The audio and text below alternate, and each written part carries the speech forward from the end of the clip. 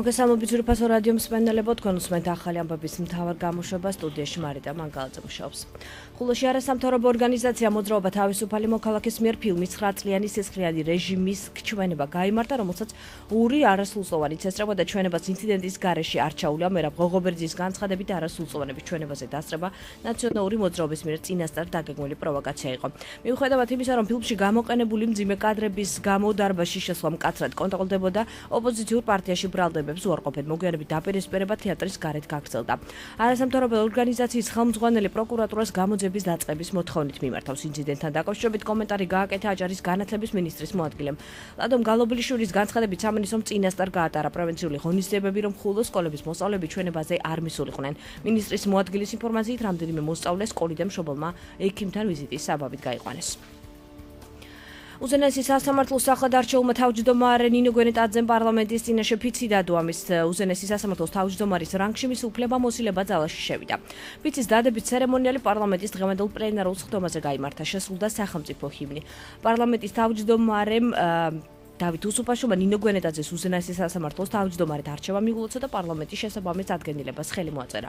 პარლამენტმა საქართველოს უზენაესი სასამართლოს თავმჯდომარის თანამდებობაზე ნინო გვენეტაძე 88 ხმით ერთხმად აერჩია.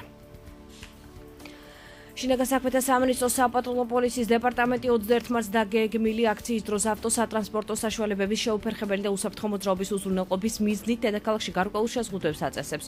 როგორც განცხადებაშია ნათქვამი, 8 საათიდან მოძრაობა თავისუფლების მოედანზე, 14 საათიდან კი ვარდების მოედანზე და რუსთაველის გამზირზე შეიზღუდება.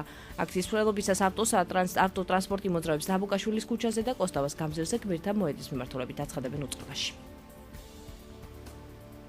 თავარ პროკურატურაში შინაგან საქმეთა სამინისტროს თანამშრომლების მიერ სამსახურებრივი უფლებამოსილების ბოროტად გამოყენების ფაქტზე გამოძიება დაიწყო. პროკურატურის განცხადებით გამოძიების დაწყებას საფუძვლად 2015 წლის 20 მარტს პროკურატურაში შინაგან საქმეთა სამინისტროს გენერალური ინსპექციიდან მიღებული სამსახურებრივი შემოწმების მასალები დაიდო, რომელთა თანახმადაც უწყების ცალკეული მუშაკების სამსახურებრივი მოდგომარეობის გამოყენებით ინფორმაციას სამინისტროს დაცული კომპიუტერული ბაზიდან მოიპოვებდნენ და შემდგომ ამ ინფორმაციას უკანონოდ ავრცელებდნენ. თავარ საგამოძიებო უწყებაში აცხადებენ, რომ მითითებული სისხლის სამართლის საქმე შემდგომი გამოძიების უზრუნელ საყოფად გადაეცა თბილისის პროკურატურას. გამოძიება საქართველოს სისხლის სამართლის კოდექსის 332 მუხლის პირველი ნაწილით მიმდინარეობს. პოლიციის მხრიდან გივით არგამაძისთვის მასალების მიწოდების საქმეში თუ დანაშაული გამოიკეთება, დამნაშავე პასუხი უნდა აგოს. ამის შესახებ ჟურნალისტებს საქართველოს ვიცე-პრემიერმა ენერგეტიკის მინისტრმა კახი კალაძემ განუცხადა. მისი თქმით, თავად თარგამაძეც არ უარყოფს, რომ კონკრეტული პოლიციელი აწვდია მას ინფორმაციას. კალაძე მიიჩნევს, რომ ამ მიმართულებით გამოძიება უნდა ჩატარდეს. ვფიქრობ, რომ უნდა დაიწყოს მოკვლევა შესაბამისმა სამსახურებმა, თუ სისხლის სამართლის დანაშაული იკვეთება, აუცილებლად ყველა პიროვნება, ვინც ჩართული იყო ამ სიბინძურეში, უნდა აგოს პასუხი. არა აქვს მნიშვნელობას პარლამენტის წევრი იქნება, უბრალო მოქალაქე, მთავრობის წევრი. კანონი არის ყველასთვის ერთი და ჩვენ იმისთვის ვიუძღვით, რომ კანონის უზენაესობა დგას ყველაზე და ყველაფერზე მაღლა. დაბალი რანგის შოუ და საქციელი, რომელიც ახალგაზრდა თაობაში შეშფოთებას იწვევს. საქართველოს ვიცე-სპიკერ მურბან დუბაძის მიერ იარაღის შეძენის ფაქტს დღეს არასამთავრობო ორგანიზაციის წარმომადგენელი გამოეხმაურა. სამოქალაქო მონიტორინგის ხელმძღვანელი გაკვირვებულია თანამდებობის მაღალ პირს დემოკრატიულ საქართველოში იარაღის შეძენა რისთვის დასჭირდა. ამ განცხადებების შემდეგ მურბან დუბაძემ საკუთარ პოლიტიკურ კარიერას ხაზი გადაუსვა, რადგან მუქარი შემცველი მესეჯები გაახმოვა, ამბობს ბერიძე. დღესვე მესამე სექტორის წარმომადგენელი რამდენიმე დღის წინ დემოკრატიული ჩართულობის ცენტრში დეპუტატზე კვერცხების სროლის ფაქტსა და უმაღლესი საბჭოს დეპუტატ ჯემალ ფუტკარაძის სახლთან მომხდარ ფაქტს გამოეხმაურა და ინციდენტი დაგმო. შეიძლება ფიქრობს, რომ ამის მასწავლებელი მოემატა, მაგრამ ეს ასე არ არის, იმიტომ რომ ახალგაზრდების შეშფოთებას იწვევს და ასევე მშობლების, იმიტომ რომ შვილის თანაწონებს შეიძლება ეკრატო დაემუქრა, როდესაც იყო ასლან აბაშიძის რეჟიმი და შემდგომ სააკაშვილის რეჟიმი და მართლაც უკანონოებები იყო, მაშინ არ უყიდია მურბან დუბაძეს იარაღი.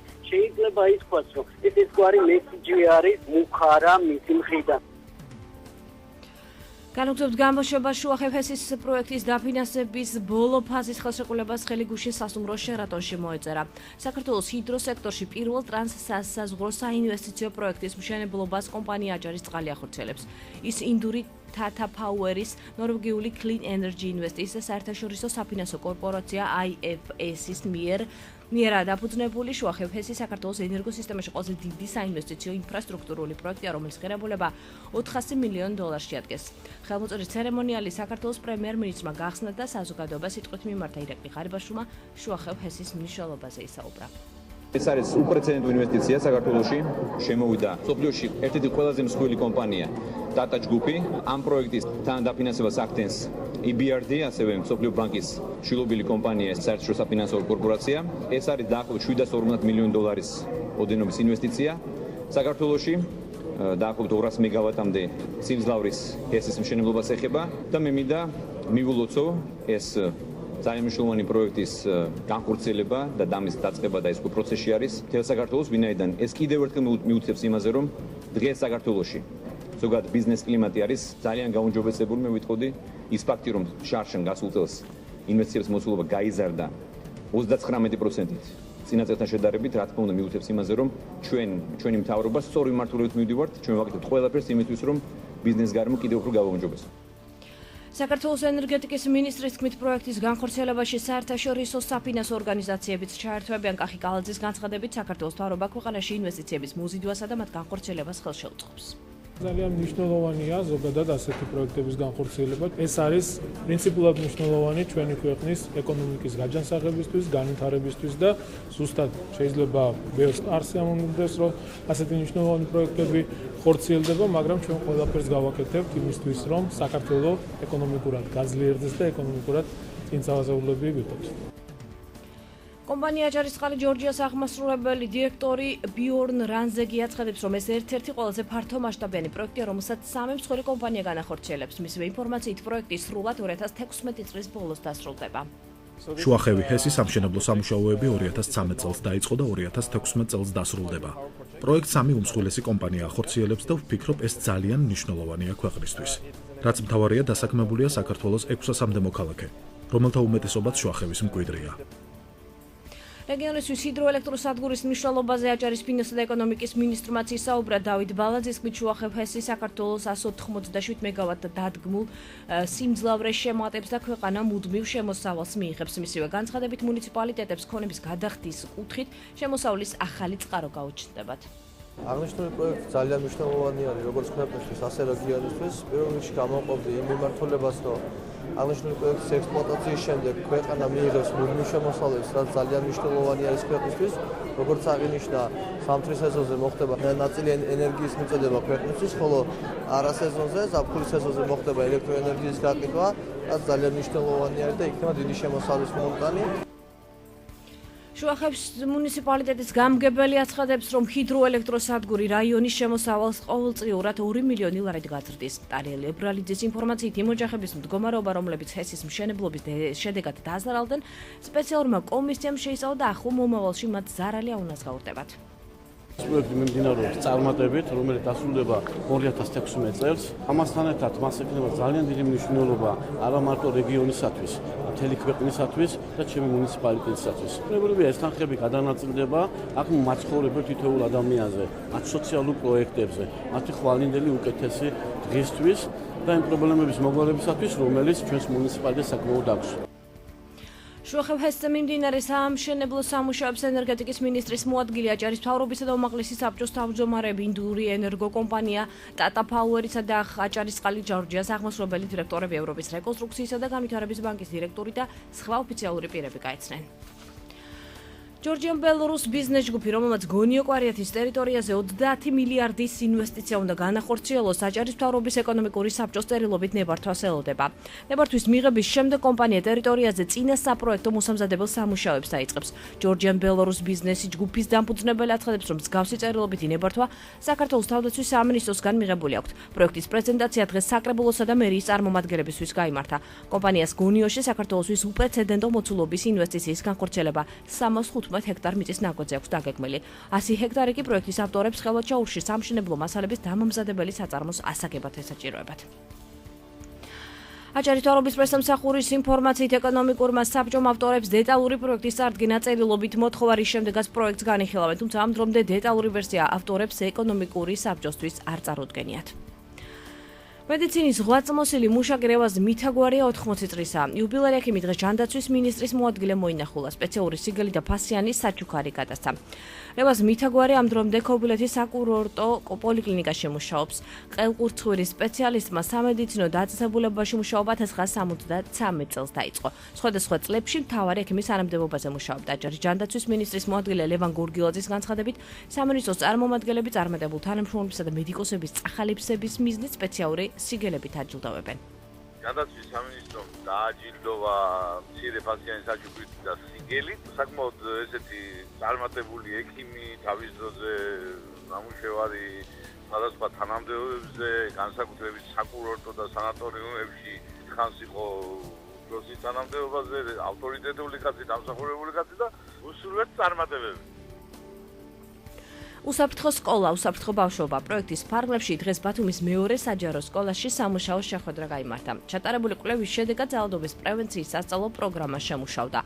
საპილოტო პროგრამაში ბათუმსა და თბილისში 2 საჯარო სკოლაა ჩართული. სამომავლოდ სხვადასხვა სექტორის წარმომადგენლებთან თანამშრომლობაც არის დაგეგმილი. პროექტს ევროკავშირის ფინანსური მხარდაჭერით საქართველოს საზოგადოებრივი ჯანდაცვის ფონდი ახორციელებს.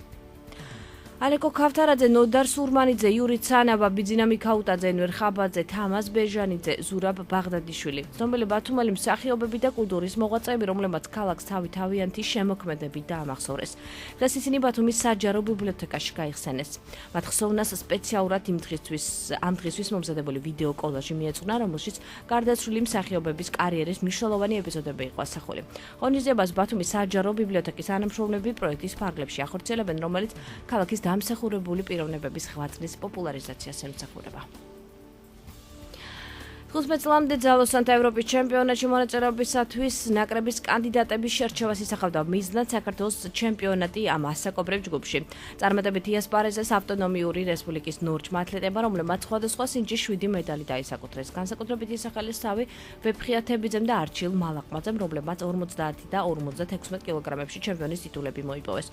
თავიანწორ კატეგორიებში გოგიტა შარაშიძე, გიორგი შამილაძე და ლუმია თებიძე ვერცხლის პრიზიორები გახდნენ, ხოლო ალკაზარ გოგიტიძე და ლაშა ბასილია ბრინჯაოს მედლებს აჩერდნენ. საერთო გუნდურ ჩათვლაში აჭარის ნაკრები მხოლოდ 5 ქულით ჩამორჩა ქუთათურებს და მეორე ადგილით დაკმაყოფილდა. შეგახსენებთ ევროპის ჩემპიონატ 15 და 17 წლამდე ასაკობრივ ჯგუფში აგვისტოს მიწურულს ლიტვური კლაიპედა უმასპინძლებს.